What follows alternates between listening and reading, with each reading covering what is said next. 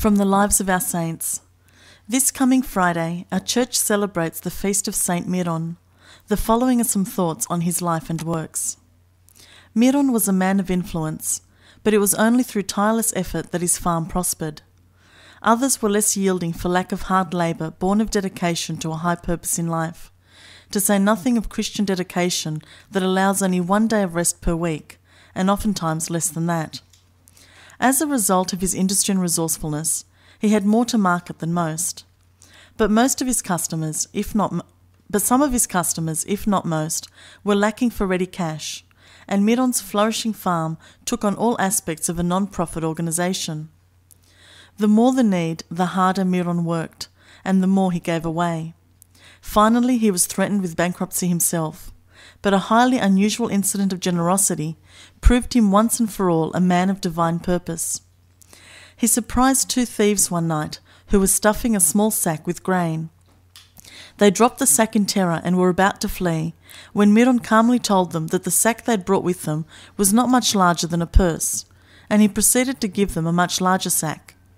He told them to fill it with grain, and if that was not enough, they could come back for more.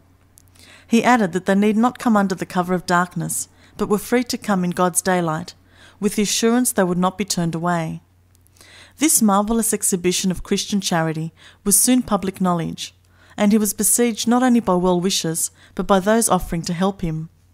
This eased his burden to give him more time for the church he was also assisting. Eventually, Myron turned his farm over to a group sworn to its proper maintenance and development in the interest of charity only. This done, he answered the call to Christ that had been within him for many years, and entered into a formal study for the priesthood. He was ordained after years of study, in which he displayed not only a keen intellect and a warm heart, but also proximity to God manifested in deeds that could be called nothing but miracles. These were not just miracles of faithful healing, but other manifestations of the power of God through this pious servant. Known as the merciful Myron, he served with selfless devotion, denying himself for the sake of others less fortunate. Eventually, he was rewarded by being named Bishop of Knossos, an office he was to hold for the incredibly long period of 70 years, in the course of which there was an abundance of his touch of grace in too many instances to be enumerated.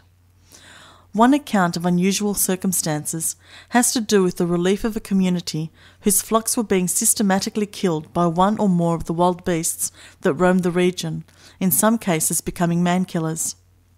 Myron took up a vigil with a herd of sheep, and his patience was rewarded when the much-feared beast appeared. But, as it was about to pounce on an innocent lamb, the bishop pointed accusingly, and the animal dropped dead on the spot. From there on, there were no more marauders to prey on the herds, and the scattered peasants resumed their peaceful ways, free of the fear from the beast whose companions, if any, never reappeared. On another occasion, Myron was travelling on an errand of mercy when he was forced to cross the river Triton, swollen from recent rains and flowing with a current that made passage impossible. While his companions watched, Myron placed his staff in the river and the raging waters were becalmed. On the return trip, the waters were found to have become brackish, and after recrossing, the staff again was dipped and the river resumed its flow. He is said to have been 100 years old when he died on the 8th of August.